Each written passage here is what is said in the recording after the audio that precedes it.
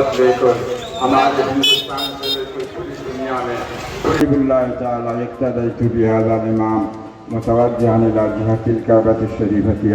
প্রথম তাকবীরের সাথে একটা বান্দা হয়ে যাবে। তাকবীর তাহমিমার পরে সুবহানাকা আল্লাহুম্মা ওয়া বিহামদিকা ওয়া তাবারাকাল্লাহু ফাকুল হাসবিয়াল্লাহু লা ইলাহা ইল্লা হু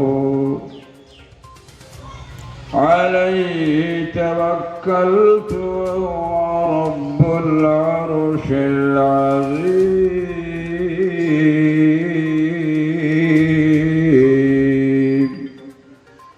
আল্লাহু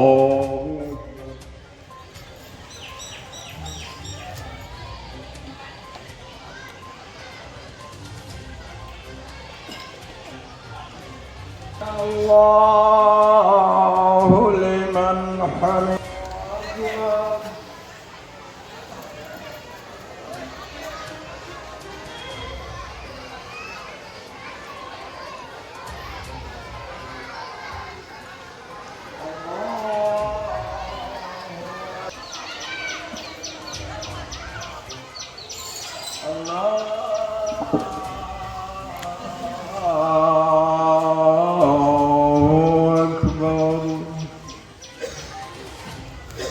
الحمد لله رب العالمين الرحمن الرحيم مالك يوم الدين إياك نعبد وإياك نستعين المستقيم صراط الذين أنعمت عليهم غير المغضوب عليهم ولا الضالين.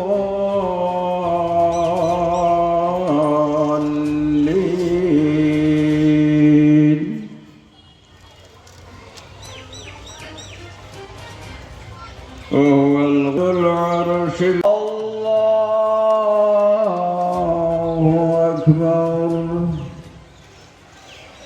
الله أكبر.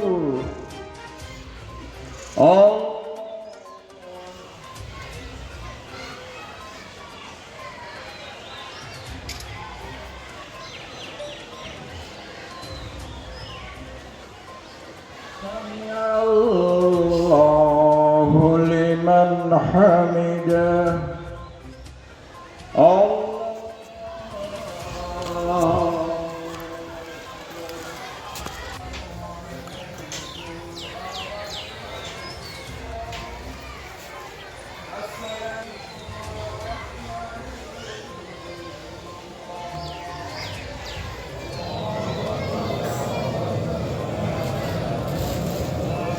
عند الله وعند الناس أمير المؤمنين أبي أمرة الحق وعلى الباقية من العشر.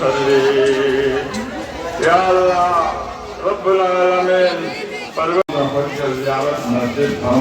اللہ تمام کو سلامتی کے ساتھ رکا دے. یا اللہ اور مرحوم رشید عبد الرشید صاحب سے اللہ قربان ہونے لوگ اللہ اس عیدگاہ کے لیے دوڑ دھوپ کرتے ہوئے قبر میں پہنچ گئے. اللہ প্রত্যেকের কাছে আমরা ঈদগাহ কমিটির পক্ষ থেকে আমাদের নাম তো পেয়েছিলি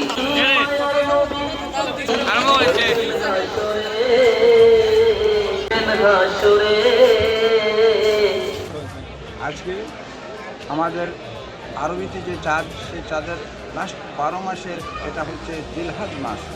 এই জিলহজ মাসের 10 তারিখে আমরা পুরো বিশ্বে ঈদ ঈদ পালন করি.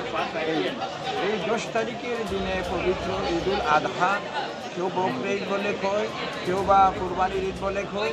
যাই হোক, এই আনন্দটা আমরা হযরতে সৈয়দনা ইব্রাহিম খলিলুল্লাহ ২,০০০ বছর আগে এই পৃথিবীতে এসেছিলেন.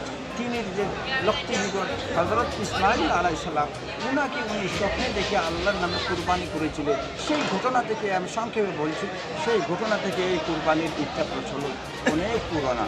যাই হোক, এই ঈদ আমাদের সামনে আসার পরে আমরা ঈদ থেকে শিক্ষা পেয়েছি অনেকগুলো কথা। আমাদের মধ্যে প্রেম, ভাইচারা, দুস্তি, যে কথাগুলো ইব্রাহিম খলিলুল্লাহ প্রথমে আবাদ করেছিলেন, আরব থেকে, মিশর থেকে উনি এসেছিলেন, এবং ওনার জীবনে দেখলে আমরা জানি যে পৃথিবীতে কীভাবে হাত বাড়িয়েছিলেন গরিবের প্রতি, অসহায় মানুষের প্রতি। সেই কথাগুলো আমরা সামনে রেখে এবং এই ঈদকে আমরা এই 10 তারিখ জিলহজ মাসের 10 তারিখে হয়, কিন্তু আসলে ঈদ হয় প্রথম তারিখে, এটা 10 তারিখে একটা ব্যতিক্রম। যাই হোক, এই ঈদের সঙ্গে হজের সম্পর্ক রয়েছে। যারা হজে যান, এই গোটা বিশ্বের মানুষ, গিয়ে লক্ষ কোটি মানুষ সেখানে পৌঁছে আছেন এখনও। কালকে ছিল আরফার দিন, আজকে ওরা ওখানে মিনা মুজদালিফাতে আছেন এবং দুই একদিন বাকি আছে, ওরা রিটার্ন হবেন হজ করে। হজের সাথে আমাদের এই ঈদটা রয়েছে। যাই হোক, আমি সমস্ত ধর্মপ্রাণ মানুষদেরকে বলবো যে মুসলিমরা এবং আমাদের মুসলিম সমাজকেও বলবো, আমরা ঈদটাকে মাত্র ঈদ বলে খুশি আর দুর্নীতি এগুলো নয়, আমরা প্রেম ভাইচারার মধ্য দিয়ে সকল ধর্মের মানুষের সাথে যেভাবে আমরা ভারতবর্ষে বসবাস করে আসছি, আমি সকলকে আজকে ঈদ থেকে এই সবকটা, এই লেখনটা নিতে বলছি।